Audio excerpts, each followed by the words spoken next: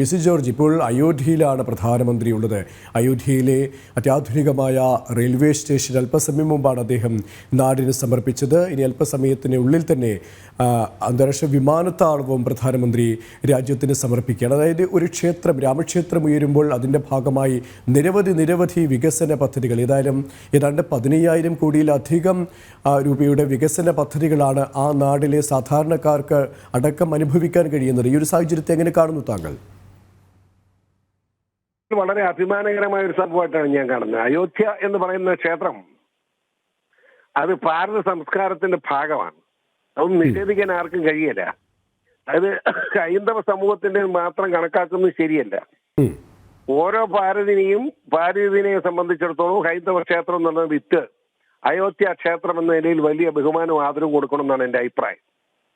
പിന്നെ ഒരു കാര്യം, ലോകത്തിൽ നിന്ന് ഏറ്റവും വലിയ ക്ഷേത്രം എന്ന നിലയിൽ, ഏറ്റവും പൗരാണികമായ മേഖല എന്ന നിലയിൽ പ്രധാനമന്ത്രി അവിടെ എത്തിയപ്പോൾ വന്നിരിക്കുന്ന മാറ്റം 15,000 കോടി രൂപയ്ക്ക് മുകളിൽ പണം മുടക്കിക്കൊണ്ടുള്ള അന്താരാഷ്ട്ര വിമാനത്താവളം ഉൾപ്പെടെ ഉദ്ഘാടനം ചെയ്യപ്പെടുക. ഞാൻ എൻ്റെ സങ്കടം, ഈ കൊച്ചു കേരളം ഒരു പ്രാവശ്യമെങ്കിലും ബഹുമാനപ്പെട്ട പ്രധാനമന്ത്രി ഒന്ന് ക്ഷണിച്ച് കേരളത്തിൽ കൊണ്ടുവരാനുള്ള സന്മനസ് ഈ പിണറായി എന്ന് പറയുന്ന ആ ഫാസിസ്റ്റിനുണ്ടായിരുന്നെങ്കിൽ കേരളത്തിൽ എന്തുമാത്രം നേട്ടം ഉണ്ടാകുമായിരുന്നു. ഇവിടെ പട്ടിണി കിടന്ന് ചാകുമായിരുന്നു. നല്ല വ്യവസായ സ്ഥാപനമില്ല, തൊഴിലില്ലാതെ പിള്ളേർ പരിശ്രമിക്കുക, ചെറുപ്പക്കാർ നാട് വിട്ടോടുക, റേഷൻ കിട്ടാത്ത സാഹചര്യമാണ്. ഇത്ര സാമ്പത്തിക പ്രതിസന്ധിയിലായിട്ട് പോലും പ്രധാനമന്ത്രിയുടെ ഔദാര്യം ഇപ്പൊ തന്നെ ഗവൺമെന്റ് മുന്നോട്ട് പോകുന്നതിന് കേന്ദ്ര ധനകാര്യമന്ത്രിയുടെ ഔദാര്യം കൊണ്ടാണ്. ഇവിടെ അല്പ പണം അവര് നിയമം വിട്ടുകൊടുത്തുകൊണ്ടാണ് ഇപ്പൊ കേരളം പിടിച്ചു നിൽക്കുന്നത്. എന്നിട്ടും നന്ദിയില്ല. ആ പ്രധാനമന്ത്രി നരേന്ദ്രമോദിയെ മുഖ്യമന്ത്രിയും മന്ത്രിമാരും കൂടെ നേരിട്ട് എന്ന് ക്ഷണിച്ച് കേരളത്തിൽ കൊണ്ടുവരണമെന്ന് ഞാൻ പറയുന്നത്. ആ കേരളത്തിൽ വന്നാൽ എന്താവും? ഇത് പിണറായി വെച്ച് ഉദ്ഘാടനിച്ചത് ഏത് പട്ടി തിരിഞ്ഞു നോക്കാനുണ്ടോ? നേരെ മറിച്ച് നരേന്ദ്രമോദിയെ പോലെ പ്രധാനമന്ത്രി വന്ന അദ്ദേഹം ആയിരക്കണക്കിന് കോടി രൂപ ജനങ്ങൾക്ക് കൊടുക്കുന്ന സാഹചര്യം ഉണ്ടാവും. കേരളം രക്ഷപ്പെട്ടേനെ. എന്തുകൊണ്ട് ഈ ഫാസിസ്റ്റ് ആ വിവരം ഉണ്ടാവുന്നില്ല എന്ന് എനിക്ക് പിടി കിട്ടുന്നില്ല. തനിക്ക് ശേഷം പ്രളയം ചിന്തിക്കുന്ന ഒരാളെ പറ്റി എന്ത് പറയാനാണ്?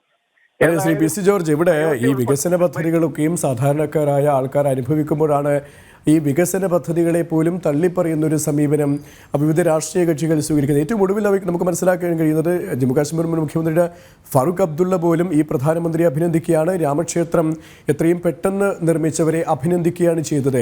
ഇതൊരു വിശ്വാസത്തിൻ്റെ വിഷയം മാത്രമല്ല, ഇതൊരു വികസനത്തിൻ്റെ വിഷയമായിട്ട് തന്നെയാണ് ആൾക്കാർ എടുക്കുന്നത്. പക്ഷേ അത് ചില തൽപര രാഷ്ട്രീയ കക്ഷികൾ രാഷ്ട്രീയ താല്പര്യം മാത്രം മുന്നിൽ കണ്ടുകൊണ്ട് എതിർക്കുകയാണല്ലേ? സംശയമുണ്ട്. ഇത് സംസ്കാരത്തിനെയും കൂടെ നിങ്ങൾ പറയുന്ന അഡീഷണൽ ആയിട്ട് ചേർക്കുന്ന സംസ്കാരത്തിനെയും കൂടെ പ്രതീകമാണ്. നമ്മൾ മനസ്സിലാക്കേണ്ടത് എന്താണെന്നറിയോ? അവിടെ സോണിയാജിയെ ക്ഷണിച്ചിരിക്കുന്നു, സോണിയാജി പോകുന്നതാണ് കേട്ടത്. കോൺഗ്രസിനകത്ത് തന്നെ തർക്കം. രാഷ്ട്രീയമായിട്ട് ഇതിനെ കാണുന്നത് എന്തിനാന്ന്? രാഷ്ട്രീയത്തിന് അപ്പുറത്ത് കാണണ്ടേ? പിണറായി വിജയൻ മാന്യമായിട്ട് മുഖ്യമന്ത്രി നില ഏതെങ്കിലും സ്ഥലത്ത് വരുന്നത് നമ്മൾ ആരും എതിർക്കുമോ? ഇപ്പോഴത്തെ കയ്യിലിരിപ്പ് വച്ചോണ്ടോ കാര്യം കൂടി തന്നേക്കോ എനിക്കറിയില്ല. സാധാരണ വികസന കാര്യങ്ങളിൽ നമ്മളെല്ലാം സഹകരിക്കണം. ഇവിടെ അതില്ല. ഇവിടെ കോൺഗ്രസിനകത്തിന് തർക്കമാണ്.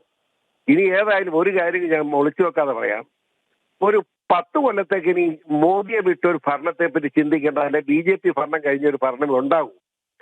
ഒരു അടുത്ത പാർലമെന്റ് തെരഞ്ഞെടുപ്പിൽ 400 മുകളിൽ സീറ്റ് BJP പിടിക്കും, ഒരു സംശയം വേണ്ട. ആ സാഹചര്യത്തിൽ എങ്ങനെയും രാജ്യത്തിന്, നമ്മുടെ നാടിന് നന്മ വരുത്താൻ വേണ്ടി എന്തെല്ലാം ചെയ്യാൻ കഴിയുമെന്ന് ചർച്ച ചെയ്യുന്നതിന് പകരം ഭരണാധികാരികൾ ചീത്ത വിളിച്ചിട്ട് റോഡിൽ കൂടെ തുണിയില്ലാതെ നടന്നിട്ട് വല്ല കാര്യമുണ്ടോ? നഗ്നനാണെന്ന് മനുഷ്യൻ പറയും, അത്ര തന്നെ. അത് സങ്കടകരമാണ്. ഏതായാലും പിണറായി ഈ നഗ്നായിട്ട് നടക്കാതെ മര്യാദയ്ക്ക് നല്ല മുണ്ടെടുത്ത് പ്രധാനമന്ത്രിയെ ബഹുമാനിക്കാനും ആദരിക്കാനും സന്മനസ് കാണിച്ചാൽ നന്നായിരിക്കും മാത്രമാണ് എനിക്ക് പറയാനുള്ളത്. യെസ്, വളരെയധികം നന്ദി ശ്രീ പി.സി. ജോർജ്, ഈ ഒരു സമയം ഇത്രയും സമയം ഞങ്ങളോട് സഹകരിച്ചതിന്.